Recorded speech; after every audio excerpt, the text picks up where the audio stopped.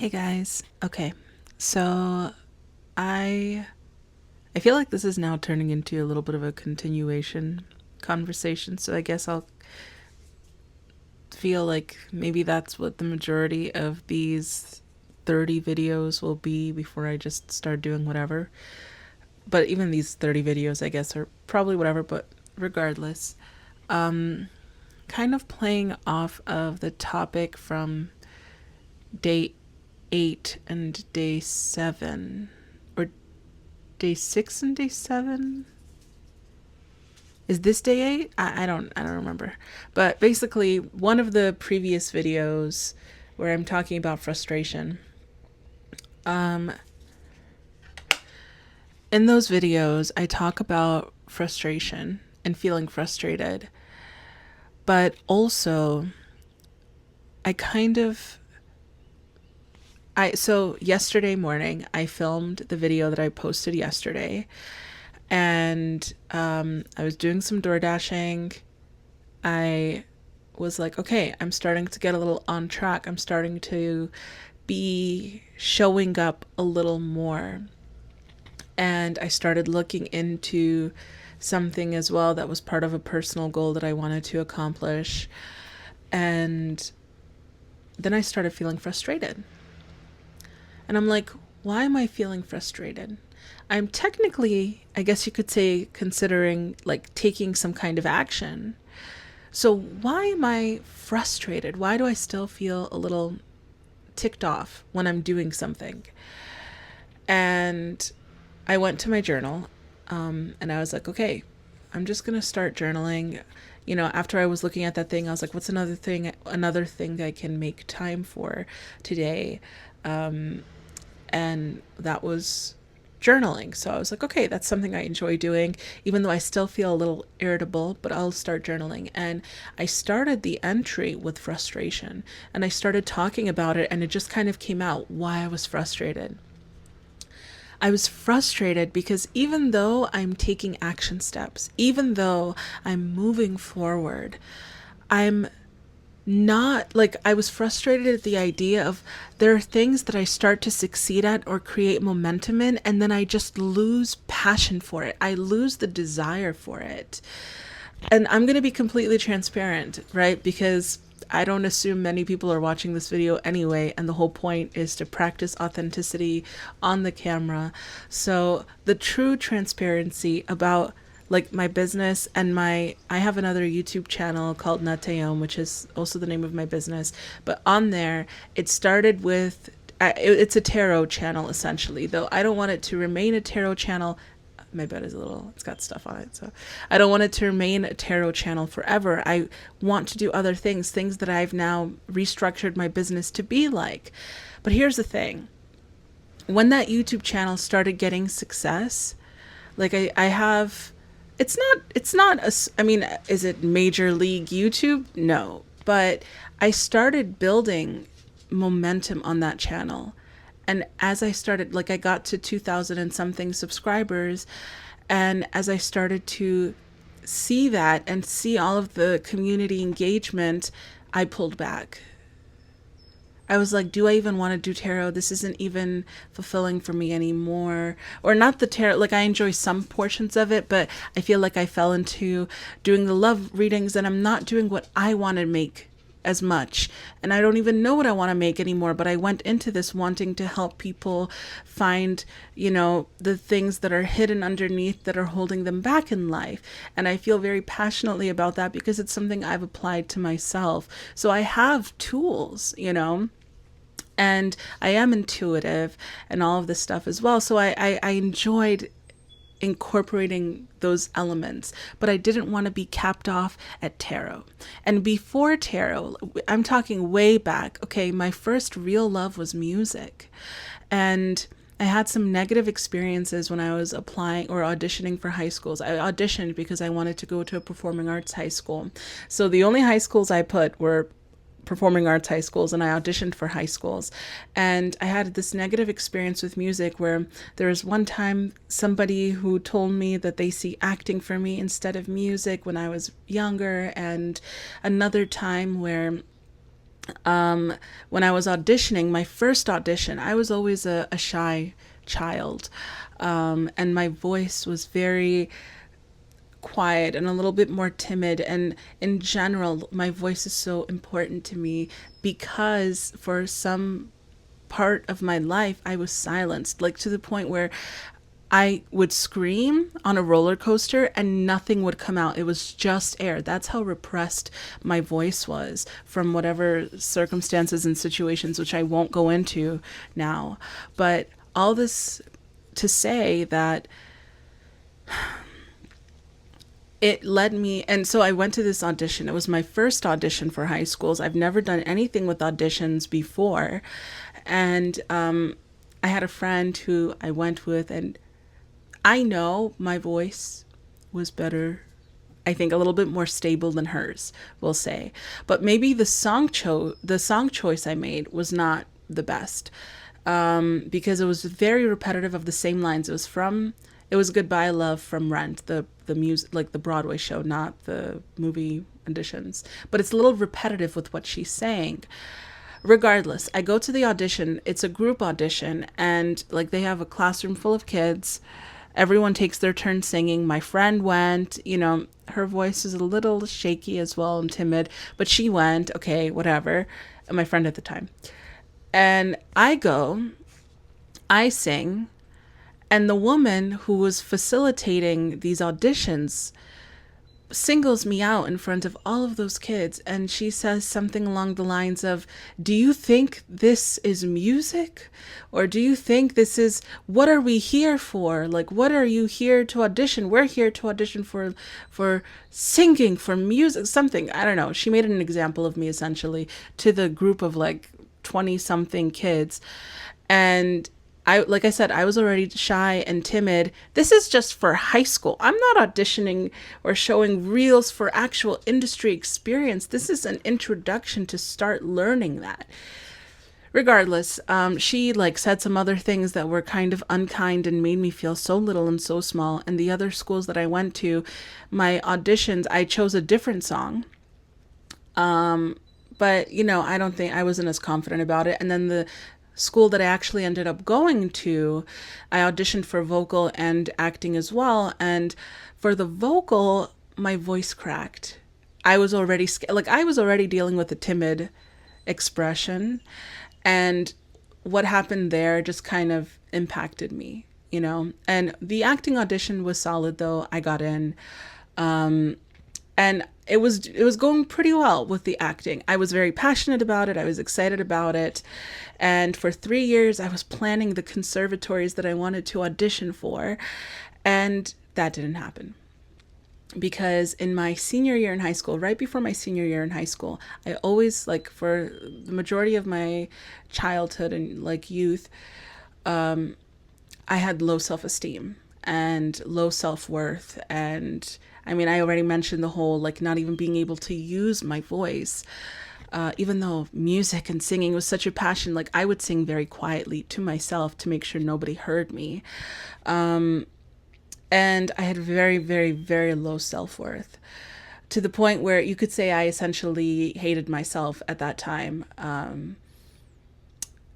Yeah, it was very bad, and this was because of my personal traumatic experiences that I had, and how it was handled by family, or not handled, I should say, and how long it went on. And then there's cultural things and all this other stuff. It was quite bad. Okay. And because I was in a performing arts high school, the performers, apart from like instrumental majors, they were the most like chill and quiet, and a little more geeky, nerdy.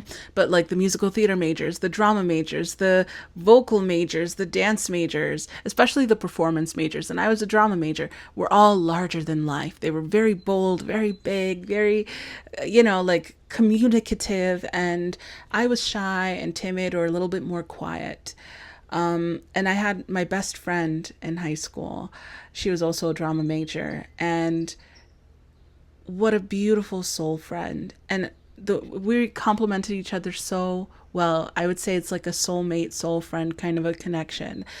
And we have multiple soulmates in my belief. And they're not always romantic. It can be family, romantic, friendships, clients, multiple things.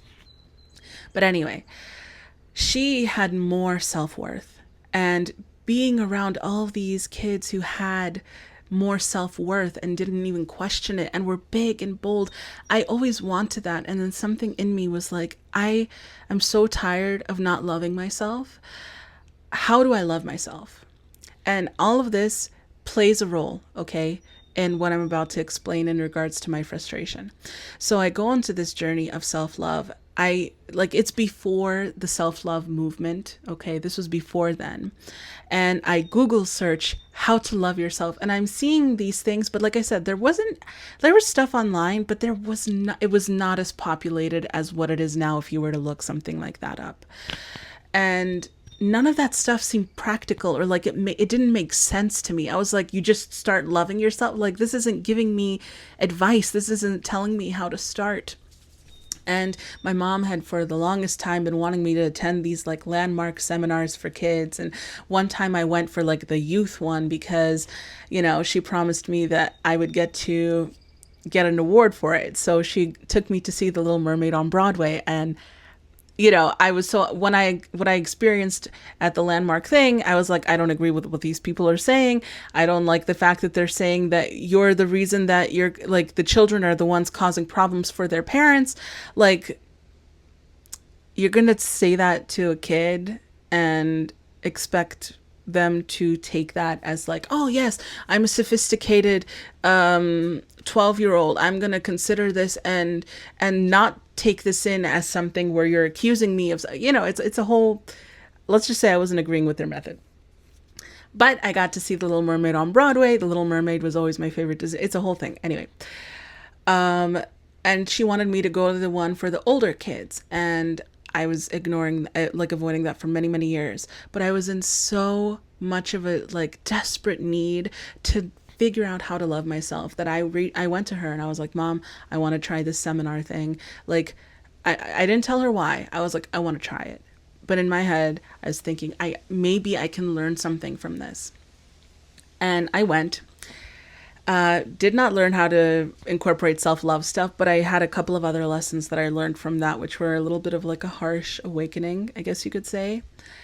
And I went, so the school year starts, my senior year, and I go to my high school, like my history teacher, and I had her for 3 years. It isn't always the case, but I happened to get the same teacher for 3 years. Not that year, but in general, I had her for the first 3 years, and we formed a bit of a connection and a bond, and it was very nice, and I expressed to her about this, like something about whatever, a technique from that seminar, something for a college letter, whatever. And she gifted me a book called The Power Is Within You by Louise Hay. And she left me a little note on there and she was like, Milka, mark up this book, highlight, leave post-it notes, like mark up this book and for things to come back to. That book changed my life. It changed my worldview. It changed my concept of how I saw what I experienced. The idea of even being open to forgiving the person who I considered an abuser. Like, it just changed. That book changed my life. And I started this whole self-love journey, and I was feeling more empowered. I started affirmations and all of this other stuff and mirror work, and I felt so good that I felt like this is what I want to be doing. I feel so good now. I want to share this with people. I want people to know that they're lovable, that they deserve more, because for so long I went feeling like I don't deserve that. I don't have that. That's not something for me. It's not even accessible, the concept of it to me. And now that I feel it, I'm like, everyone deserves this. And I want to help people understand that, feel that, and connect to it. Now, the reason I bring this up is I was doing well with acting, okay? It was time. I was planning the conservatories I want to audition for. I was so excited for it for 3 years up till my last year in high school. Now, the year that counts, the year where you actually go for the audition, submit all of that and all of the stuff, I completely lost my passion and drive for acting.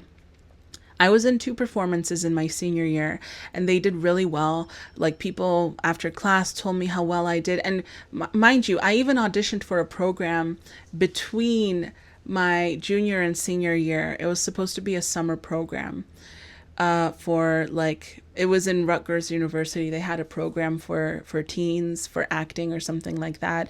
I auditioned, I got in, I couldn't afford it, and the scholarship was not enough, so I didn't go. It was like a 2 week intensive, I think, or something like that, and it includes like you stay at the university. But anyway, I was basically just, I'm trying to say I was driven. I was excited and I enjoyed the performing. Whenever I was doing the shows and performing during my senior year, I really enjoyed it. But when it came to the idea of auditioning for schools, looking for pieces, like I just lost the drive completely. I was like, I don't want to do this anymore. And I had told myself acting was something that I enjoyed because I got to play pretend and my real love was music, but I was afraid of, because music is the expression of my soul, and I was afraid of that expression. And so I enjoyed acting, but it was playing pretend and it was like not the real me. And also because I was getting into the spirituality and self-love stuff and affirmations, I was worried that if I played pretend of being dramatic characters or characters with so much chaos in their life that I was going to be attracting that into my life. So I lost the drive for acting. Dropped out of like I went to college, a basic community college. I had no goal or aspiration or plan. I didn't know what I wanted to do anymore because the two things that I was enjoying fell off track and I had no idea how to even pursue like loving, like helping people to connect to this self-love and all this stuff. So fast forward many years, I started my own business, Nateom, and it was kind of a tarot thing. And even that, so much serendipity involved in that. I was not even planning to go into tarot. I didn't consider that as a real career path or something I can do as a private, like there's this place in the city called Namaste Bookshop. And I had went there many times for tarot readings, but I never thought, like I wanted to work there when I was younger, but like as a cashier, I never even considered that I could be someone who does readings for cards. Like all this time I had done readings for friends. I had like one client or two that even then I felt bad charging them because I was like, I'm not a professional. But I was always told I was very good.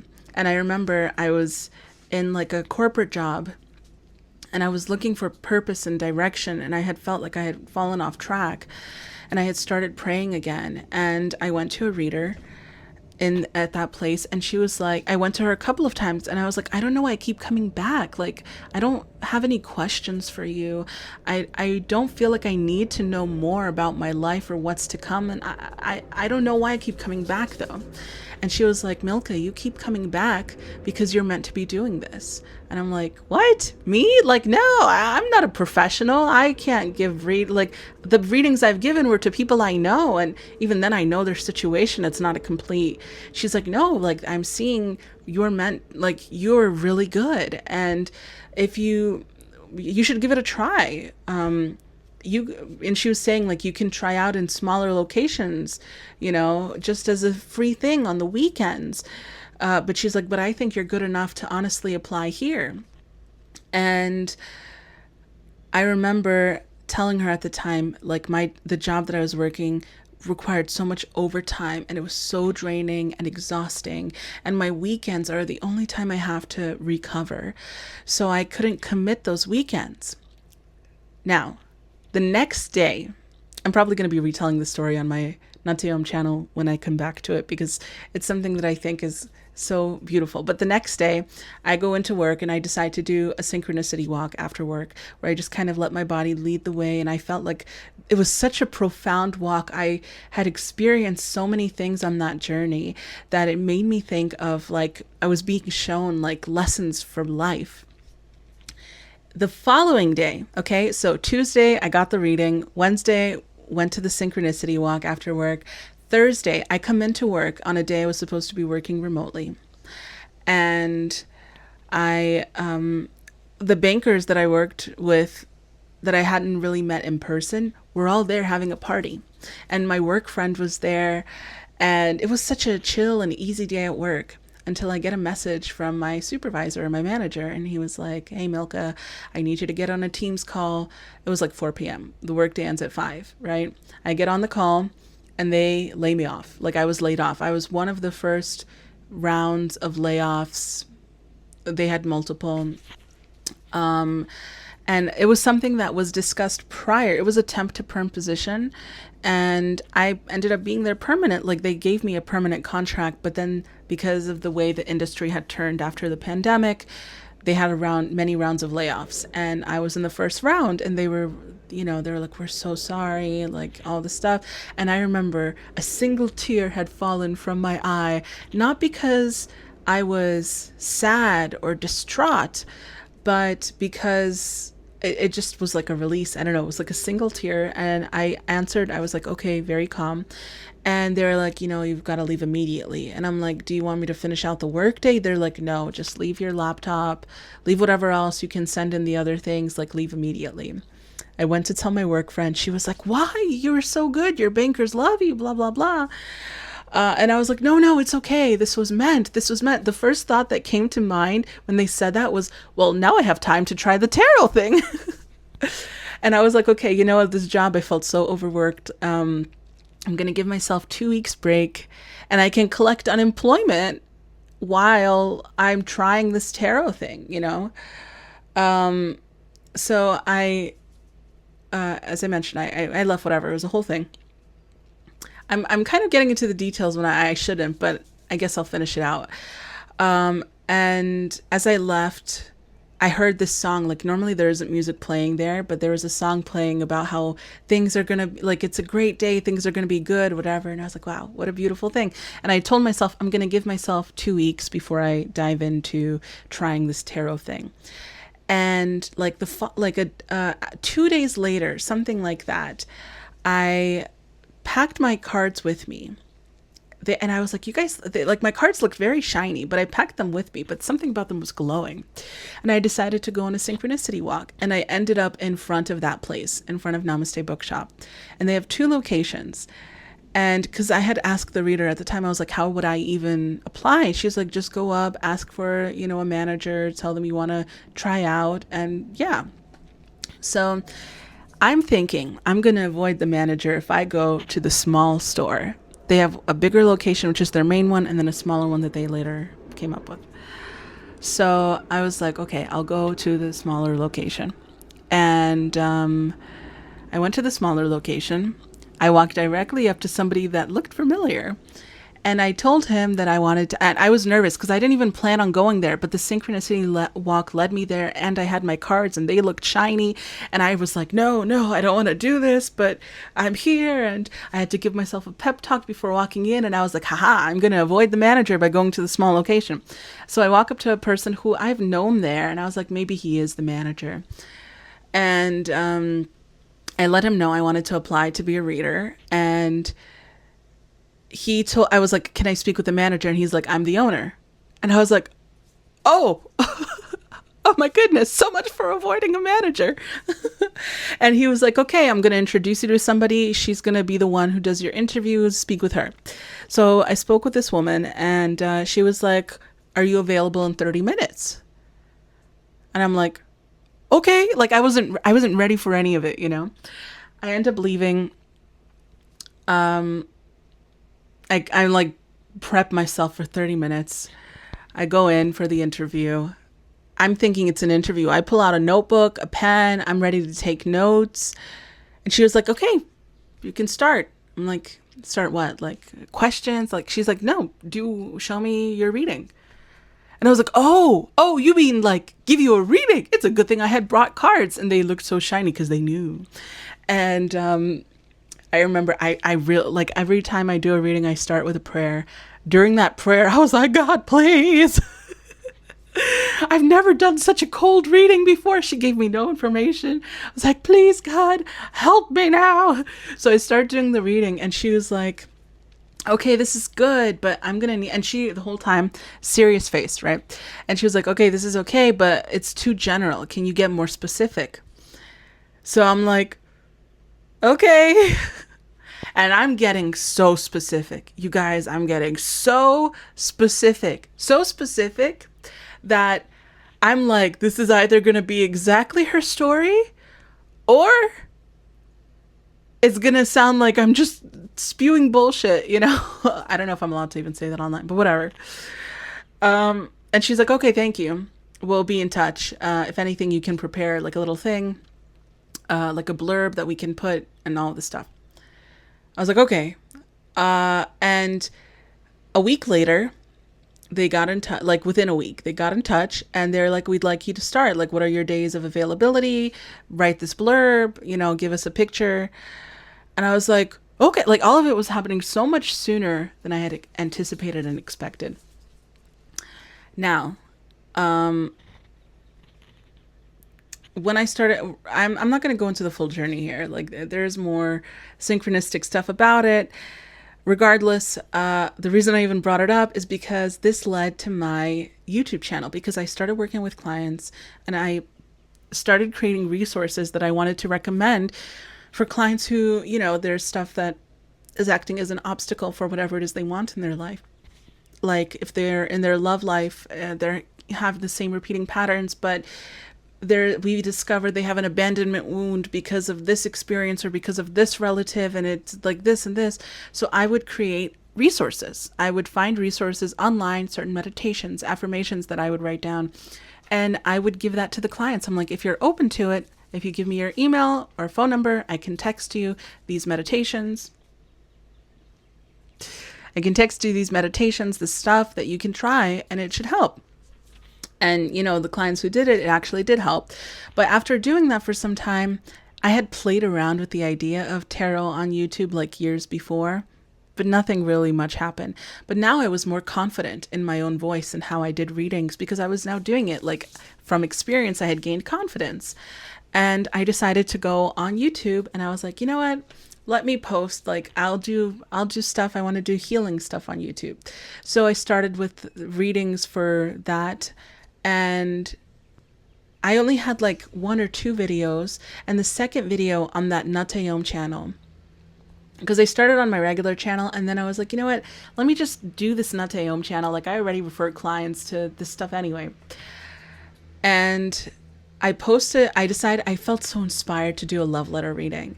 I felt excited and giddy about it because I got to use my fountain pens and my special Tomoe river paper and my wax seals. And I had a special seal with my business logo on it. And it was just so exciting. And I was like, yeah, let me do this. And that video, I went from like no subscribers to like 200 and something subscribers. And I remember it was around the time of my birthday. And I was out on my birthday and I went to check and I'm like, oh my gosh, Mom, look, I have like 200 and something subscribers. And as I continued to, because I know love readings are the bread and butter of the industry, but I didn't want to focus solely on love. I followed what felt fun. And then on my birthday, we were going through the holiday market because my birthday is in November, and in Bryant Park, they start the holiday market earlier and they were selling puppets. And I saw the wizard puppet that is over there and a robot puppet. And I was like, Mom, I really want this wizard puppet. I could use it for my channel. And she was like, what are you going to do with it? I'm like, I don't know. I'll find something. Like the whole thing just felt like such a joke and so funny. And you know what? The wizard puppet became not in every video, but there was something so special about the times that the appearance was there. Basically, it was a passion project now. It was something that was leading to success. And what ended up happening after I started really seeing scaling and community engagement and all of this, I dropped it again. I just stopped being consistent. I was like, I don't know if I even want to do this. I lost passion for some of it and I tried to kind of rekindle it, and then I became inconsistent in general. Like I was posting consistently and then just it became inconsistent once it started getting kind of real. And same thing goes with my business. Like I revamped it. I did this whole 30-day thing where I really focused and got so much completed that I hadn't done in years of technically having this business in 30 days, give or take. I even created a free guide for people who sign up to the newsletter. I have a newsletter, that was only a concept ever before, and all this other stuff. And then suddenly just stopped doing much for it, and I was really passionate and I still want to pursue it. But the drive, the concept of even doing it, I'm like, do I even want this? And I was so frustrated with that because it's like I actually started seeing momentum, something, growth in these areas. And with music, I do want to point out, like later on, if somebody heard me sing like opera, for example, I haven't had too much training, but I've had like maybe 14 classes over the span of a few years, like give or take on and off. And even that was so synchronistic. I never considered opera. It was my senior year in high school, and one of the teachers, who was very kind and very sweet, had passed away. A lot of people had gone to her funeral, and we had a substitute teacher, and during our drama class, and she was a vocal coach and also an like a substitute teacher. And she was like, there aren't many of you here. This is a drama class. Would you like to do a vocal warm up, vocal exercise, and kind of stuff like that? And we were all in agreement. We were like, yeah, let's do that. So in a circle, we were doing some vocal warm ups. As she was walking around, she heard my voice.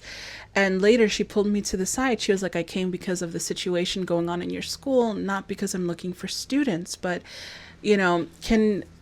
she asked me to sing a little bit. She's like, are you familiar with opera? And I was like, not really. I know Phantom of the Opera. She's like, can you sing me a snippet?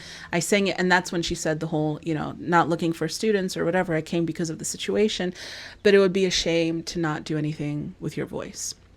And she asked if I had training. I said no.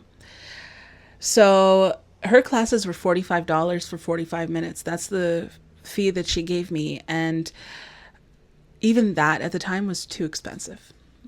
I had no money, and that was too expensive for my parents. Like, they gave me sometimes, like mom gave me sometimes, but otherwise, like, my mom couldn't really swing it too much. And the reason I bring it up is because after the first class I ever have with her, I'm doing the vocal warm-up. She's guiding me through. She's teaching me the certain techniques. I'm adjusting. And she was like, honestly, Milka, like, I tell my students if they're allowed to perform. She's like, I'm very strict. I don't let them to just go perform or do competitions because I want to make sure they're ready for that. She's like, you're ready for that. You can do competitions. And that concept scared me. And I was like, I just kind of pushed it aside. And almost every time, like, not always, but most times when we were having a class, she would tell me, like, you should try out for a choir. You should do something with it. She was like, if you want to do competitions, you can let me know. This is a place where you can, she was even recommending a church. She's like, I know it's further for you, but here's a church. You can try out for the choir. She wanted me to do something with my voice. And in my head, at that time, I was thinking, this is getting really long, but you know what? It's okay. I'm just going to chalk it up to, I'm making this video for myself. So it's just expression. But at that time, I had gotten to, anytime she would say that, it's like, I was happy to hear it because it was giving me a sense of worth for myself and like validating my ability to sing. But at the same time, I was also like ignoring it and pushing it aside because it made me nervous. And I was like, I don't actually want to do anything with it. I just want to learn to sing. Mind you, I want to point out, I had convinced myself for many, many years that I don't actually want to pursue music, but I do love music. This is not a truth. This is a truth I convinced myself of. It's not a fundamental truth. It's something I made a fundamental truth because I wouldn't allow myself to want the thing that I wanted the most.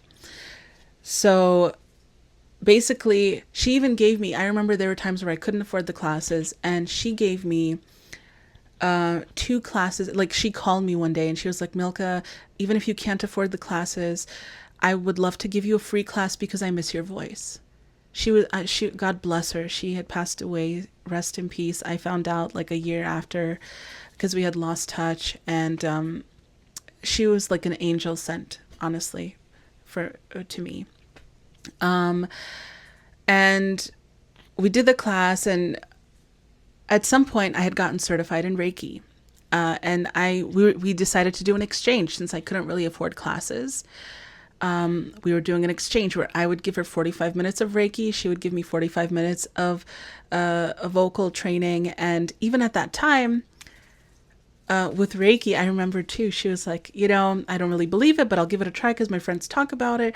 And then she saw after the first session, her allergies, like she had like nasal congestion that kept her from being able to sing the way that she wanted to or could. And after the first time, it cleared up for a little bit and then came back. And then the second session, her congestion cleared up a lot, and so she was actually reaching out because she wanted to continue the Reiki as well, in addition to the classes. And then later on, when I was working for a home care agency, I was doing marketing. This is many years later, okay?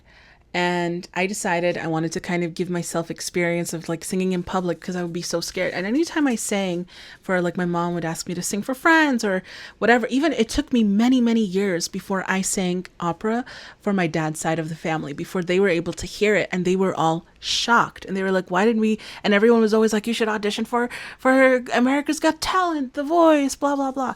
Anyway, I'm really talking myself up. There are a lot of talented people out there. I have a nice voice. I'm not saying it's the best in the world. I'm just, this is the people in my circle, whatever.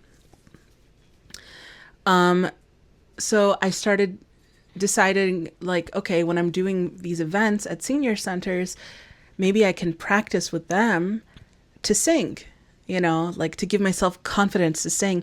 And so I started doing that, and they were always so grateful. And they were like, oh, they remembered me because of the opera. They were like, oh, you're the opera singer, and they were always telling me you should do something with it. This is your real, they were like, why are you in home care? That's your calling. And again, it felt nice to get that validation, but I never really did anything with it.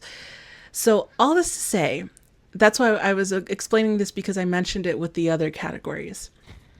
So I'm frustrated yesterday. I'm like, I go to ChatGPT, which I have been having multiple conversations with ChatGPT in regards to like using it as an assistant for helping me with outlines, for stuff like that, outlines for my freebie. I would have never known how to create a free guide without having some external assistance, because I'd never done something like that. I wrote it, but it was my editor. It helped me with a template, which I then kind of turned into my own thing, because I was like, what, this is too generic. I'm going to put my stuff on top of it. Regardless, it helps me with spelling mistakes and writing cover letters for job interviews and stuff like that. So I went to ChatGPT because I've asked it to decipher certain things and whatever. So it knows enough about me and my patterns and the way that I speak and the way that I get into things and all of this stuff. And I'm like, help me to understand this frustration. This is basically a movie at this point, 40 minutes. Oh my goodness. But anyway, I'm like, help me to understand this frustration. I asked it to ask me questions. I was like, ask me questions to understand this frustration, not the frustration, to understand why I lose passion for things once I'm really starting to do it and I'm having this drive, and then suddenly I lose passion for things once I start having some kind of success in them. So based off of everything it knew about me and like the questions that it had prompted me to answer, what came through was something that I already knew. Part of it was I was afraid of committing to this one thing, because for me, I really value authenticity. I've mentioned it multiple times already. And I value honoring myself, because there were so many instances where I was put on the back burner. I did it to myself even, as a survival mechanism, and then pattern, and then habit, and then there's a worth thing.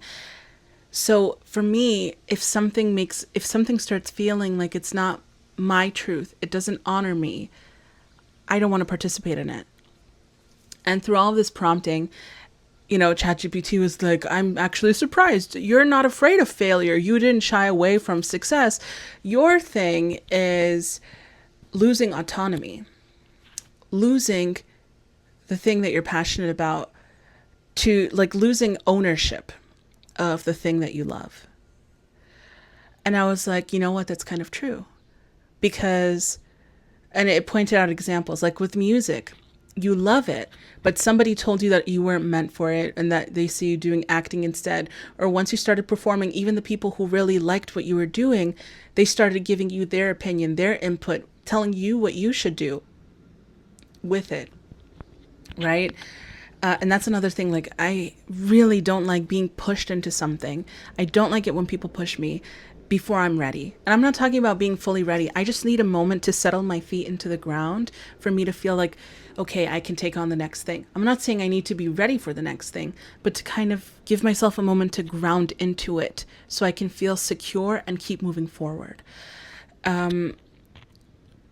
And when people, like, I've experienced stuff with close people who push, and that is not a method that works for me. That to me signals psychological danger. Like, I go into survival mode and I don't want to do anything. My system rejects it by going into, now I'm not going to do anything. Now I'm not interested in this anymore. Now I'm going to continue to honor my choice, my decision. And since you're pushing me so hard, my choice and decision now is that I don't want this anymore. So that was kind of the like, I was sort of aware of it, but it put it into perspective and showed me how it played into every category. Same thing goes with, because I also start feeling this pressure to live up to people's expectations, to serve, to, like, and ChatGPT was like, you're not even upset about, being of service. It's like, no, I'm not, because it's something I enjoy, but under my own terms. I don't want to lose Milka in the process of it. I'm building it because I'm passionate about it, not because I want to then hand it over. And so the same thing went with acting. Once it started becoming real, once it started saying, now we require you to lock in, to actually take the next steps. This is now real, because going to like a conservatory, you're now literally in this program. And so you lost interest, and people are like asking, and same thing goes with the YouTube channel.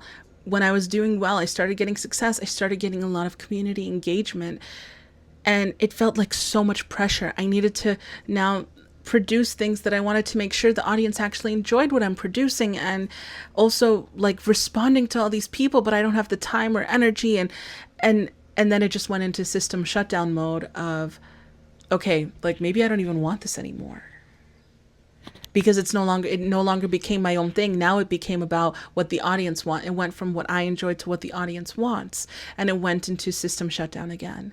And the same thing went with my business. Now it started becoming real. I'm going towards the actual steps. But now, like, the thing that was hard, or the most annoying, was the marketing aspect, the creating Instagram posts and consistent videos for the channel. And the videos, it's like coming, really, for the videos, it's not, the thing that's holding me back with the videos is this sense of guilt that I feel about returning after being gone for so long.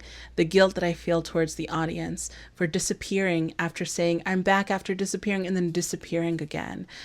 And the fact that I would be shifting my content when they came for this. And even though I know it's okay for them to drop off and for people who resonate to come, like new people who resonate to come in, there's still that feeling, right? And yeah, with my business, it was like the marketing, like, I was excited about doing stuff, but then when it came time to actually be making Instagram posts and creating community, I was like, do I even want this? Like, shouldn't I go back to music? And with music, it's like the dream that I don't even take full action towards, and I play way too safe with, because it's convenient and easy to do it that way, because it's just, I can still keep dreaming. It doesn't become grounded in reality. But I realize I don't even allow myself to want that dream, because once I start, like, thinking about it, I start then turning it, well, this is not helping the collective. This is not helping the world. I would have to make my music about this in order to, so I don't really want to do music and just write songs the way I want to write them. No. I want to make sure that whatever I'm putting out is benefiting the planet and frequency and energy and all of this stuff. And I put this sense of pressure, and then it's like it becomes about everybody else and not about me, and then I don't want it anymore. And I mean, I'm recording on the phone that has the ChatGPT, but something that like there was a quote that it said that was like, you're not afraid of like what you're afraid of is losing yourself. You're afraid of the thing, like losing ownership of this thing that you started that you're excited about because other people are now involved. Like marketing was demanding something of me, which is a natural part of business, you know? But it was something that I felt like now I have to be performative. Now I have to do this and I have to. It's all about have to, not want to. It became have to. And I'm just playing with the microphone. Yeah. So it was kind of a little bit of a breakthrough. And the next steps would be working on finding out how to give myself psychological safety to, and what things I can integrate into my routine to show myself that I'm allowed to have, like my wants are allowed to be my own. Once they start being successful or known to the world, they still belong to me. My gifts, my talents, my abilities, my services still belong to me. Just because more people see me now doesn't mean that I now hand over my energy, my gifts. It's no longer mine. It's always mine. You know, and my system shutdown thing would be like, since it's mine, I get to decide now. I get to choose. Since everybody else wants to get involved in it, I'm going to shut it down now. Now it always just remains mine as something that was always mine. Even if I'm no longer doing it, it's my choice not to do it. So that made the frustration disappear instantly. And as I was answering those questions too, I remember I was feeling so much anxiousness, and it just showed me how much my system, I'm seeing an affirmation. Hold on. I'll emerge stronger than ever from this before. Wait, what? Basically, I'll emerge stronger and better from this than before, something like that. But I think it's funny because the affirmation sort of coincides with what I'm talking about today. So yeah, so this is another reason why I'm doing these 30 days. And I realized like I'm avoiding my other channel. I mean, I kind of knew that, but now I'm like really looking at it. I'm avoiding my other channel because of guilt and a little bit of shame. Yeah.